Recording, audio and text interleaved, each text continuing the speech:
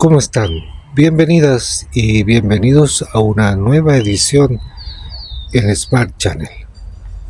Seguimos hablando sobre innovación y en el capítulo de hoy quiero invitarlos a revisar juntos los premios Nobel de Economía de este año 2025.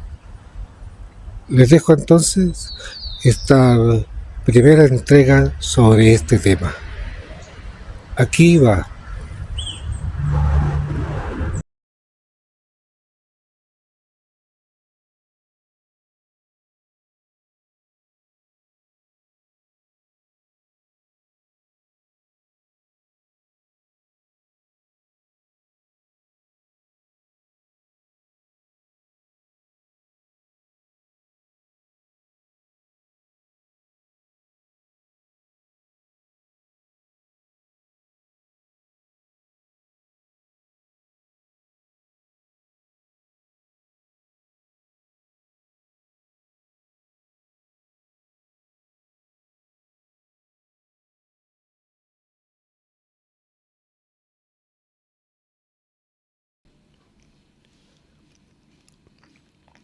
La Real Academia de las Ciencias de Suecia es una organización independiente fundada en 1739 y cuyas actuaciones están encaminadas a promover las ciencias, especialmente las ciencias naturales y las matemáticas.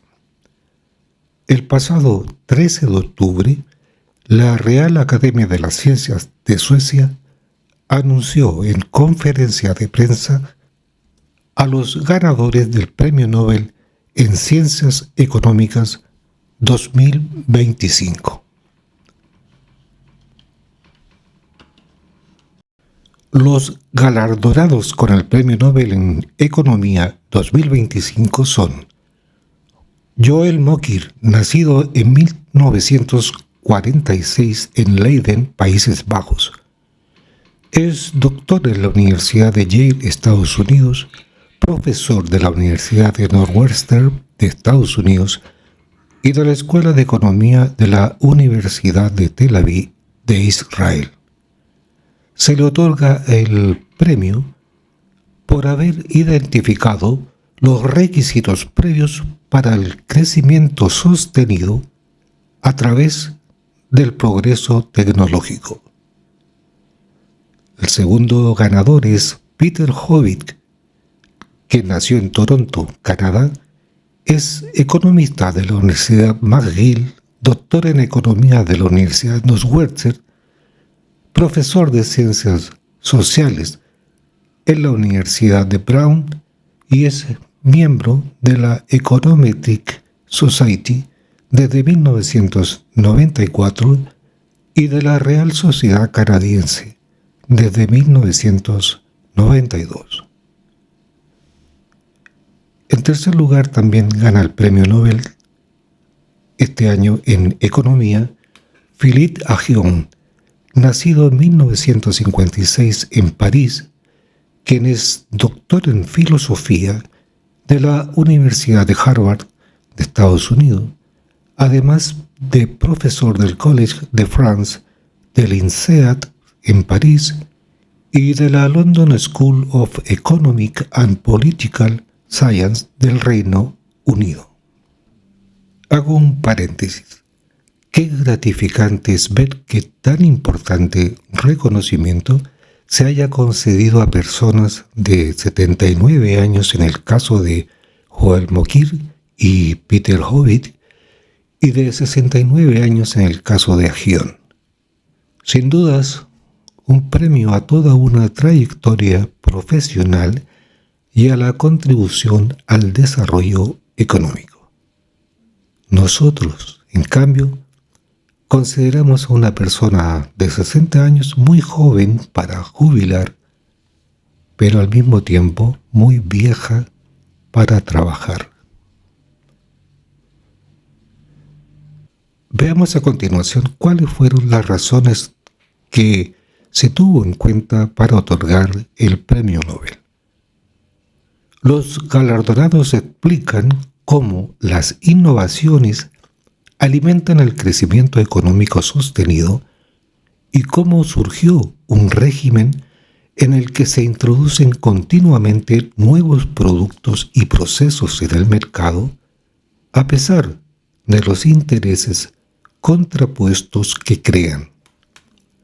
El punto de partida de las contribuciones de los galardonados de este año es la opinión de que la innovación y el cambio tecnológico son los motores claves del crecimiento económico sostenido. El cambio tecnológico no es un fenómeno nuevo. El progreso y las innovaciones han ocurrido desde la antigüedad. Lo reciente, afirman, es el tipo de crecimiento económico impulsado por la innovación que disfrutaron los países avanzados del mundo durante los últimos 2 siglos y cómo se mantienen esas altas tasas de crecimiento. En este capítulo hablaremos del trabajo de Agion y Howitt, a quienes se les otorga la distinción por la teoría del crecimiento sostenido a través de la destrucción creativa.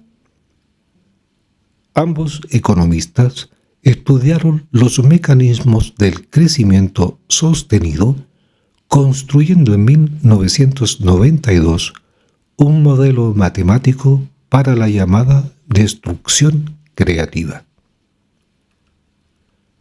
Con ese concepto, hacían referencia a que cuando un producto nuevo y mejorado llega al mercado, las empresas que desarrollan productos más antiguos salen perdiendo. La innovación representa algo nuevo y por lo tanto es creativa. Al mismo tiempo, destruye al competir con empresas cuya tecnología se ha vuelto obsoleta. El concepto de destrucción creativa fue acuñado por el economista austriaco Joseph Schumpeter y constituye un pilar del capitalismo, ya que privilegia el crecimiento y la productividad a largo plazo mediante la creación de nuevas industrias, aun cuando provoque la desaparición temporal de empleos y empresas tradicionales. Los 3 galardonados demuestran de distintas maneras que la destrucción creativa genera conflictos que deben gestionarse de forma constructiva. De lo contrario, las nuevas innovaciones se verán bloqueadas por empresas consolidadas y grupos de interés que corren el riesgo de perder oportunidades de desarrollo. Agion y Howitt estaban motivados por la naturaleza notablemente estable del crecimiento agregado en las economías avanzadas durante el periodo posterior a la Segunda Guerra Mundial. Agion y Howitt también señalaron que el cambio tecnológico es un proceso muy disruptivo en el que los innovadores exitosos ingresan a nuevos mercados o expanden su producción, pero lo hacen haciendo obsoletos los productos más antiguos y robando negocios a las empresas establecidas. Por lo tanto, el análisis de Gion y Howitt fue motivado por cómo percibían que la innovación realmente tenía lugar, y con este fin se propusieron proporcionar un marco teórico para estudiar este proceso. Las economías avanzadas son muy dinámicas, es decir, el crecimiento va de la mano con el proceso continuo de entrada, salida y agitación de factores de producción en todas las unidades de producción. La teoría de Gion y Howitt establece una conexión entre este proceso disruptivo y la tasa de crecimiento agregado del cambio tecnológico. Afirman además que una innovación permite a un nuevo participante producir en una línea determinada con una tecnología estrictamente mejor, es decir, de mayor calidad, lo que hace que la tecnología de una empresa establecida quede obsoleta y conduzca a la salida. La amenaza de destrucción creativa, afirman, es inherente a la forma en que se produce el cambio tecnológico. Es decir, una patente no puede garantizar a una empresa establecida contra el riesgo de ver su renta destruida creativamente. De hecho, el titular reemplazado todavía tiene una patente para producir a un nivel de calidad particular, pero esta patente ya no tiene valor. Otra característica importante del modelado del cambio tecnológico es que las innovaciones se basan en innovaciones pasadas. Esto a veces se conoce como el efecto de pararse sobre los hombros de gigantes. En otras palabras, las innovaciones no tienen que comenzar desde cero, sino tomar un producto o proceso existente y mejorarlo en un paso incremental. Guiados por cómo se producen las innovaciones en la práctica en la sociedad actual, Gion y Howitt pusieron a los empresarios y sus decisiones en el centro del escenario y analizaron el proceso de destrucción creativa. La idea es que una innovación conduce al robo de negocios, es decir, la innovación se lleva a cabo en una empresa o por un individuo, pero destruye parcialmente las rentas de otros, de la competencia. Analicemos ahora la competencia entre las empresas. El enfoque de Gion y Howitt se basa fundamentalmente en la heterogeneidad y las relaciones competitivas entre las empresas, lo cual permite probar las teorías del crecimiento agregado y cuantificar sus mecanismos al observar datos microeconómicos a nivel de empresa. También permite evaluar explícitamente los experimentos de política contrafáctica, por ejemplo, los cambios en protección de patentes, las políticas de competencia o las subvenciones a la investigación y el desarrollo. Los impedimentos para el intercambio abierto de ideas y la disminución del apoyo a la ciencia podrían plantear amenazas futuras para el crecimiento económico. Otro desafío que se plantea es cómo regular las empresas tecnológicas dominantes sin dañar el progreso tecnológico que éstas crean. Al mismo tiempo, también hay oportunidades. Las nuevas tecnologías como la inteligencia artificial podrían engrasar el ciclo de retroalimentación positiva entre la ciencia y la tecnología aplicada y pueden, en el entorno regulatorio y social adecuado, incluso conducir a un progreso más rápido. Aprovechando todo el grupo de talentos. El modelo de destrucción creativa sugiere que las acciones de los inversores y empresarios son cruciales y en última instancia determinan la tasa de crecimiento a largo plazo de una economía. Como consecuencia, el capital humano y la selección de quien se convierte en inversor tiene consecuencias de gran alcance. Es importante no restringir el grupo de nuevos operadores potenciales y asegurarse de que los empresarios disponibles dirijan su actividad al uso más productivo. Un punto importante son los efectos en el bienestar. El modelo de Aghion y Howitt se puede utilizar para analizar si la cantidad de investigación y desarrollo, y por lo tanto el crecimiento económico, termina en el nivel correcto si se permite que el mercado gobierne sin interferencia de la política. Los modelos anteriores que no analizaban la economía en su conjunto no podían responder esa pregunta. Resultó que la respuesta estaba lejos de ser simple porque dos mecanismos tiran en diferentes direcciones.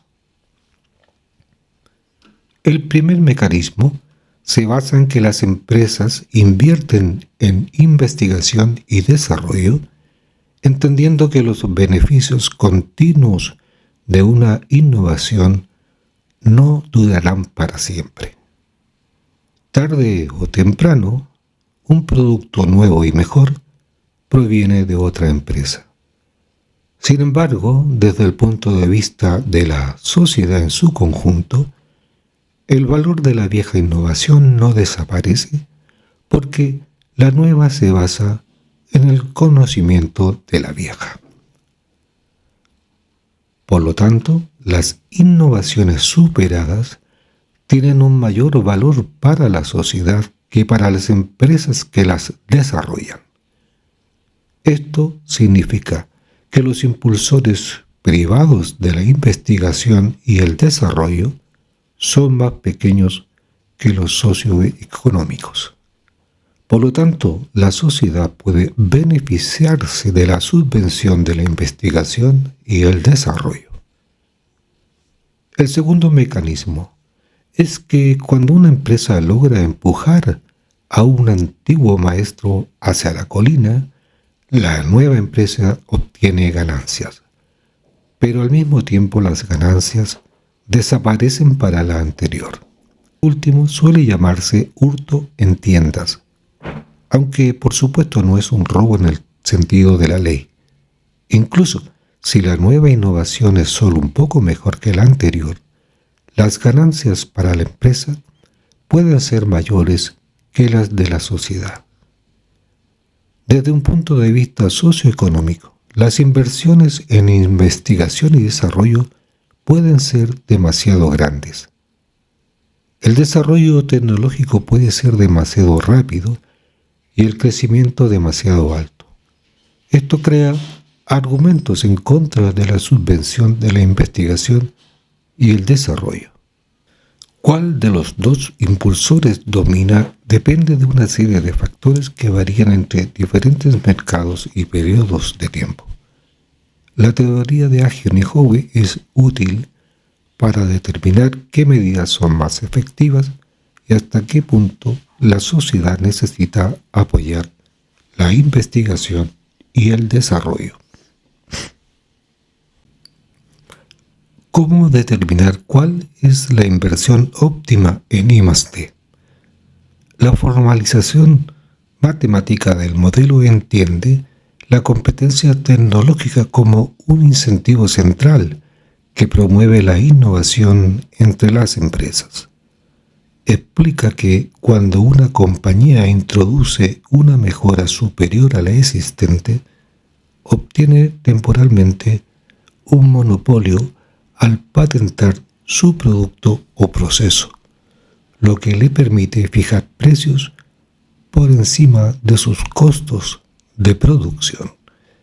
Sin embargo, este avance individual estimula a otras empresas a invertir en proyectos de investigación y desarrollo para superar al líder del mercado. Este ciclo, que se repite indefinidamente, acorta los tiempos de innovación y acelera la destrucción creativa.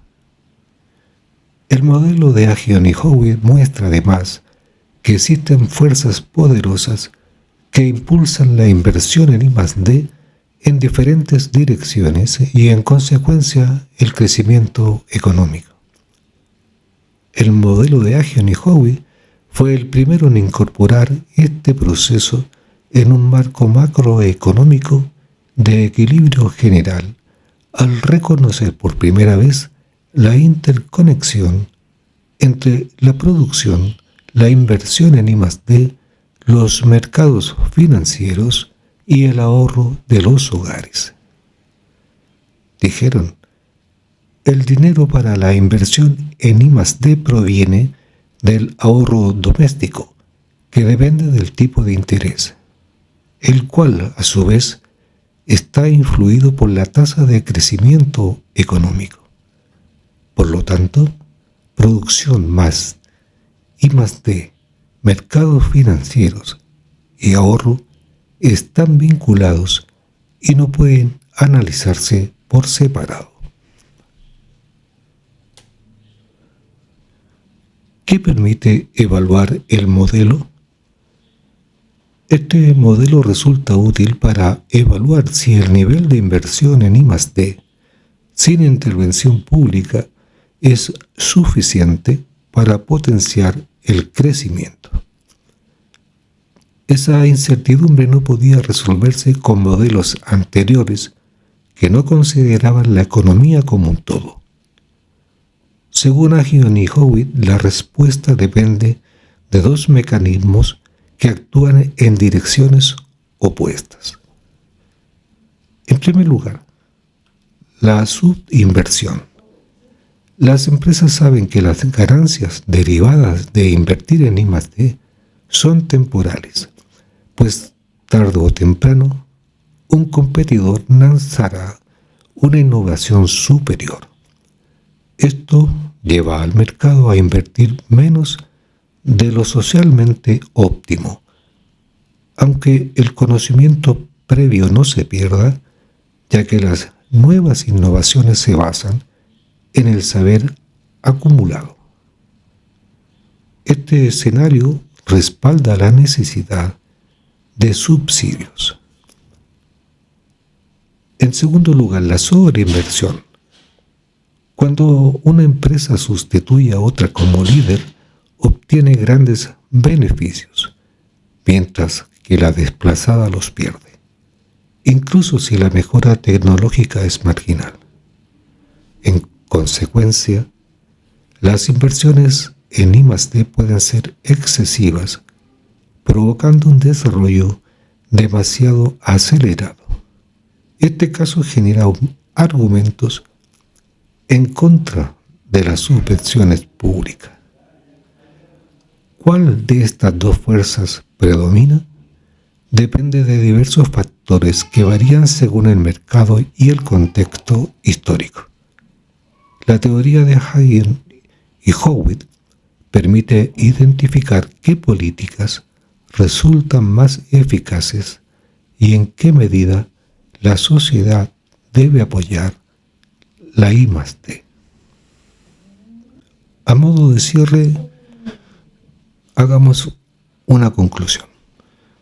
Las empresas que una vez revolucionaron y dominaron nuevas industrias, por ejemplo Xerox en fotocopiadoras o Polaroid en fotografía instantánea vieron caer sus ganancias y su dominio se desvanece a medida que los rivales lanzan diseños mejorados o reducen los costos de fabricación. En tecnología, la cinta de cassette de los 80 reemplazó a las 8 pistas, solo para ser reemplazada a su vez por el disco compacto, que fue socavado por descargas a reproductores MP3, lo cual ahora está siendo usurpado por los servicios web de streaming.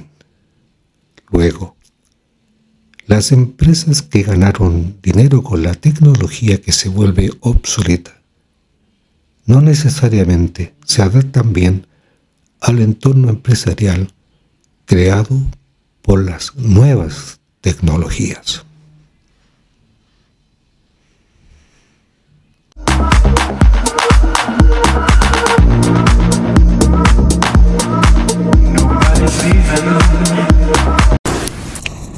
Bienvenidos a la Real Academia Sueca de Ciencias, donde en esta conferencia de prensa entregaremos los distintos premios Riksbank de Ciencias Económicas de este año en honor a Alfred Nobel.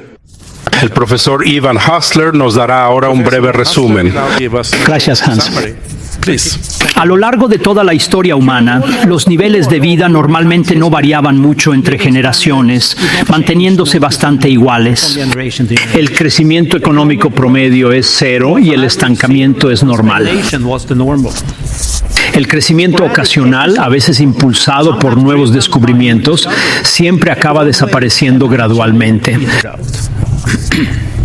En los últimos 200 años o más, las cosas han cambiado mucho. El crecimiento económico sostenido, impulsado por la innovación y mejora tecnológica sostenidas, ha reemplazado al estancamiento. Innovaciones como medicamentos revolucionarios, vehículos mucho más seguros, alimentos optimizados, sistemas más efectivos de calefacción e iluminación, el impacto del Internet y la capacidad ampliada de conectarse con otros en largas distancias son apenas un vistazo a los beneficios generados por el desarrollo económico continuo. Este proceso ha transformado fundamentalmente nuestra sociedad. En un siglo o dos casi todo ha cambiado. El cambio, no el estancamiento, se ha convertido en la nueva normalidad. ¿Cómo puede un crecimiento económico sostenido, basado en un flujo constante de innovación tecnológica, sustituir al estancamiento? ¿Qué conflictos surgen en la sociedad cuando los nuevos productos y modos de producción reemplazan a los viejos? ¿Cómo deberían diseñarse las políticas para que la sociedad no vuelva a estancarse? La respuesta a estas preguntas es el precio de este año. Usted, McGee, utilizará observaciones históricas para identificar los factores necesarios para el crecimiento sostenido, basado en la innovación tecnológica. Philip Akin, Peter Howitt, construí el modelo matemático de la destrucción creativa, el proceso interminable de un nuevo y mejor producto que reemplaza al viejo. Con la comprensión y la investigación posterior de los mecanismos de destrucción creativa proporcionados por los ganadores, tenemos una mejor oportunidad de asegurar que el crecimiento pueda continuar y ser dirigido en una dirección que beneficie a la humanidad. Gracias, Ian.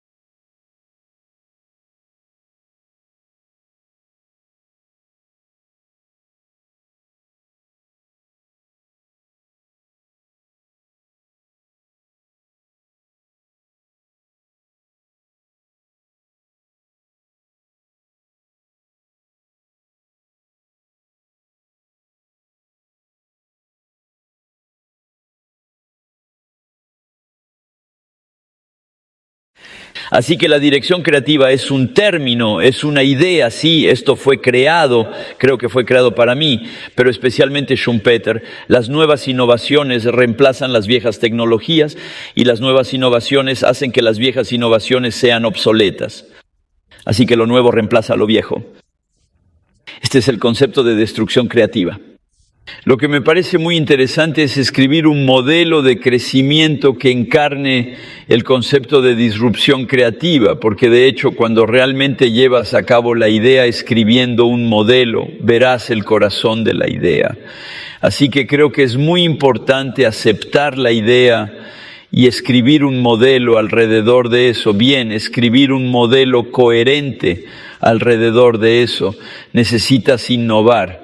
Entonces, para tener innovación necesitas una operación innovadora, porque sin una operación innovadora no hay incentivo para perseguir actividades innovadoras. Así que necesitas un modelo en el que tienes ruidos de innovación, pero por otro lado, debido a que tienes destrucción creativa, los innovadores de ayer están tentados de usar esos ruidos para detener la innovación posterior, porque no quieren destrucción creativa para sí mismos. Creo que es muy interesante que cuando realmente tomas la idea en serio, entras en un modo de crecimiento, donde hay una contradicción en el corazón del proceso de crecimiento. Usted necesita tener ejecuciones de innovación, que a menudo son ejecuciones temporales de monopolio sobre mejores productos o mejores procesos para aquellos que han innovado con éxito. Es esta búsqueda de correr lo que inspira las actividades innovadoras. Pero por otro lado es fácil para los innovadores de ayer utilizar su carrera para impedir las innovaciones posteriores porque no quieren que se vean destruidos creativamente. Esta contradicción es algo muy interesante porque en primer lugar se puede hablar de la economía política del crecimiento. Ya ves, siempre hay un conflicto entre lo viejo y lo nuevo. Obviamente los innovadores de ayer intentarán todo lo que puedan. Van a presionar a los gobiernos, van a hacer todo lo posible para detener las nuevas innovaciones. Todo el problema es cómo se regula el capitalismo. La reglamentación del capitalismo es principalmente lidiar con esta contradicción. Usted ve cómo lo maneja si habla de la trampa del ingreso medio, pero de la desigualdad, pero siempre se encuentra con esta contradicción. Esto es lo que me parece realmente interesante. Verás, la economía del crecimiento de repente se ha vuelto muy interesante y en mi uso, quiero decir, el modelo solo es un modelo muy hermoso, el modelo neoclásico, pero no es, ¿entiendes lo que quiero decir? No es tan emocionante ahora. Se vuelve emocionante porque hay economía política allí, hay instituciones, el conflicto de la economía política que ves y cómo manejas ese conflicto. Así que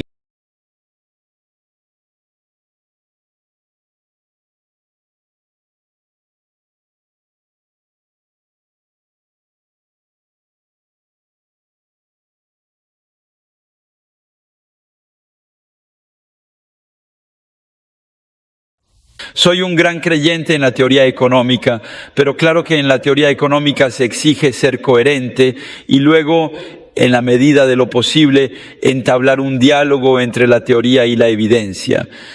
Está bien, pero soy teórico y cuando escribo tesis de contenido empírico, colaboro con empíricos. Yo no hago regresiones yo mismo, pero yo establezco un diálogo entre la teoría y la experiencia. Así que el problema con la economía es, usted sabe, es muy útil escribir ecuaciones antes de que usted lo sepa. Y si usted lee Ricardo o Marx, usted tendrá estos largos párrafos explicando, usted sabe, con un ejemplo, una idea o un modelo. Pueden modelar pero sin ecuaciones. Un modelo sin ecuaciones tienes que ser otro. Usted necesita varias páginas para entender lo que estamos diciendo ahora en una ecuación. Así que no hay problema. El uso del lenguaje matemático es muy útil cuando piensas en modelos, razonamientos. Una vez que hayas desarrollado la idea y el modelo, puedes sacar el modelo. Es como un final cuando terminas tu traje o lo que sea, tienes lo que llamamos un patrón. Tienes un modelo que ves y después de terminar la ropa, quitas al cliente y tienes la ropa. Lo mismo ocurre con los modelos. Quiero decir que desarrollas ideas en economía y el modelado es muy importante y útil. Una vez que la idea está muy clara, usted puede expresar la idea en palabras. Esto suele ser alguien que gana el premio Nobel. Ya sabes, decimos que cuando ganó el premio Nobel, porque demostró que hablas cuando eres joven y gastas dinero cuando eres viejo, mis padres siempre dijeron, ¿qué es esto? Es una economía tan obvia y trivial, pero de hecho, lo que no ven es que para llegar a este nivel de simplicidad necesitas pasar por, ya sabes, modelado. Así que tuve que desarrollar un modelo de crecimiento. Desarrollar un modelo de crecimiento es muy importante porque se puede ver cómo funciona y todas las aplicaciones de ese modelo. Así que tenemos que trabajar con Peter Howitt para elaborar este modelo de crecimiento a través de la destrucción creativa, ver cuál es el conjunto mínimo de hipótesis que necesitamos y luego poder enfrentar, ya sabes, ver todas las predicciones que ofrece y luego probar esas predicciones. Una vez hecho eso, puedes hablar de todo sin ecuaciones. Y eso es lo que este libro intenta hacer. Este libro está diseñado para popularizar y difundir las principales ideas de la investigación. Pero para desarrollar esta investigación es difícil evitar el uso de las matemáticas y las matemáticas.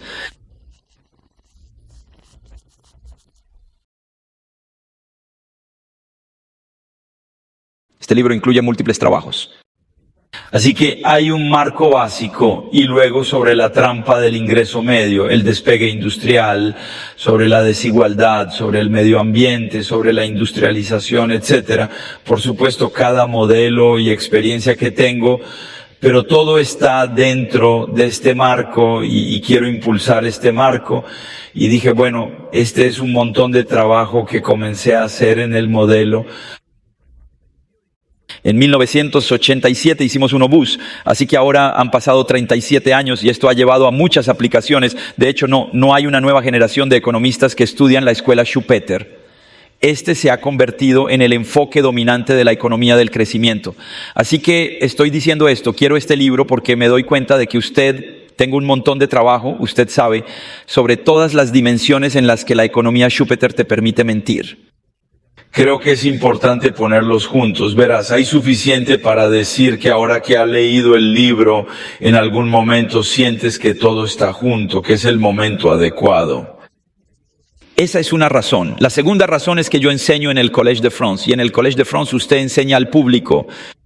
Sí, son conferencias públicas, ahora con más de 400 asistentes, también hay podcast, todos los ven, no hay ecuación allí. Usted quiere llegar al público en general y yo doy clases en el máster de administración, que es como un estudiante de MBA en INSEAD. Además, no hay ninguna ecuación en la que quieres comunicar estas ideas al público y discutir con esas ideas. Ahora es la etapa donde puedo hacerlo.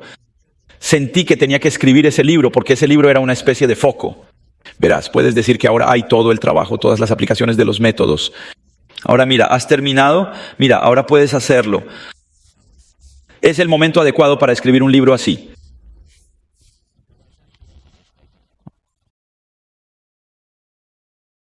Usted conoce la competencia, necesita patentes, protección de los derechos de propiedad para proteger a los growlers de la innovación y la competencia destruirá a estos growlers. Por lo tanto, algunas personas argumentarán que la competencia es buena para la política de patentes y la protección más amplia de los derechos de propiedad. De hecho, funciona de manera diferente, porque en un mundo donde solo los forasteros innovan, la gente piensa mucho y de hecho muchas innovaciones son hechas por personas que están dentro. En clase tienes dos extremos, alumnos destacados y menos calificados. Los primeros logran buenos resultados y ya existen comentarios sobre ellos. De repente abres la puerta y dejas entrar a un estudiante sobresaliente en la habitación. Lo que va a suceder es que estar en la cima de la clase va a trabajar más duro para mantenerse en la cima de la clase. Innovarán o trabajarán más duro para resistir la competencia con los nuevos participantes y los más bajos tienden a desanimarse por la competencia. Esto es exactamente lo que sucede con las empresas. Quiero decir, a menudo la competencia te lleva a innovar para escapar de la competencia. Pero estos son para la gente que ya está ahí. Tienen alquileres y nueva competencia y necesitan más innovación para mantener sus alquileres. De lo contrario, perderán el alquiler. Hay una fuerza que ves. La competencia tiene efectos mixtos. Cuando estás a la vanguardia y eres de primera clase, más competencia te impulsa a hacer más, innovar más y permanecer de primera clase. Cuando estás en la parte inferior ya estás desanimado y más competencia te desanima. Por lo tanto, la competencia tiene estos dos efectos. Una curva en forma de U invertida en general, y encontramos que más competencia a bajos niveles de competencia, que ya es muy intensa, impulsará el crecimiento de la productividad y la innovación. Un efecto inhibidor que tiende a dominar.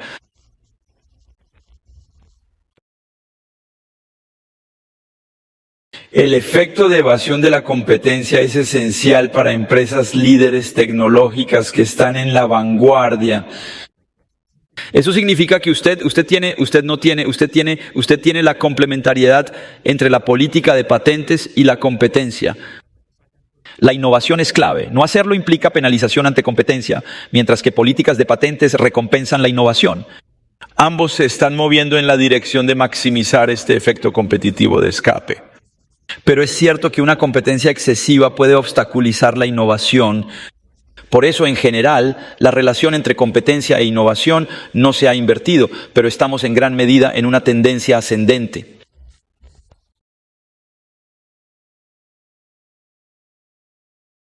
Pero tú los ayudas a ponerse al día. Así que creo que las políticas que les ayuden a ponerse al día, eso es lo que ustedes quieren. Quiero decir, ustedes quieren hacer que sea más fácil para los rezagados ponerse al día con la cima.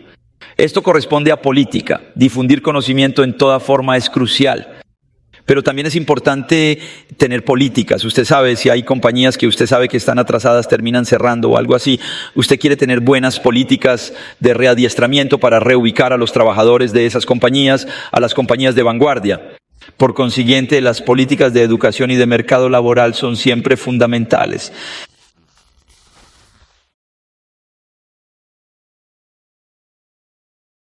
Sí, lo es, porque cree que los primeros innovadores se convertirán en cosechadoras arraigadas que impidan las innovaciones posteriores. Los temores a menudo resultan fundados. Este fenómeno ha ocurrido también en Estados Unidos recientemente.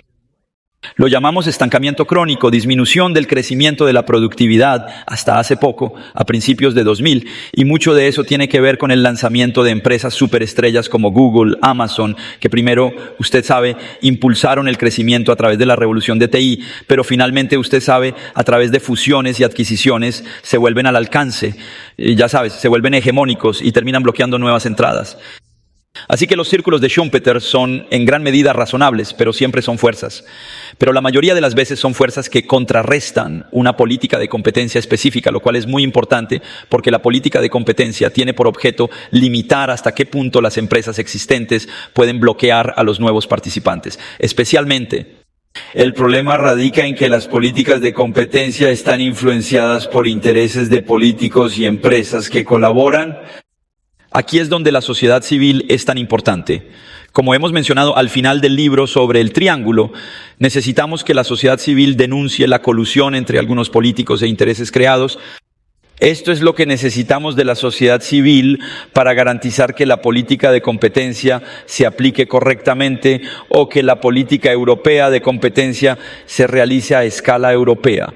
Esto también lo hace menos expuesto al cabildeo y a la colusión con intereses creados.